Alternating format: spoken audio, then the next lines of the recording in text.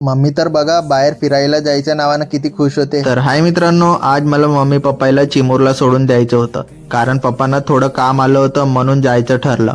Mummy पण सोबत होती. काय आम्ही निघालो चिमूरला जायला. सरळ पोहोचलो बस स्टँडवर. आम्ही बस स्टँडवर पोहोचलो तर काय बस आधीच तयार होती. इथं आम्हाला तर जास्त वेळ थांबावा पण नाही लागलं. पण मम्मी खूप खुश होती, कारण पहिल्यांदा मम्मी पप्पांसोबत मामाच्या गावला मुक्कामानं जात. नाहीतर पप्पा काय कुठं पण मुक्कामानं जात नाही, गाडी करून जातात आणि गाडी करूनच वापस येतात. मग त्यांना केलं बाय बाय आणि निघालो. मला मग बाहेर थोडं काम पण होतं, थोडी बाईक पण पाहायची होती आणि हार्डवेअरच्या दुकानामध्ये पण जायचं होतं.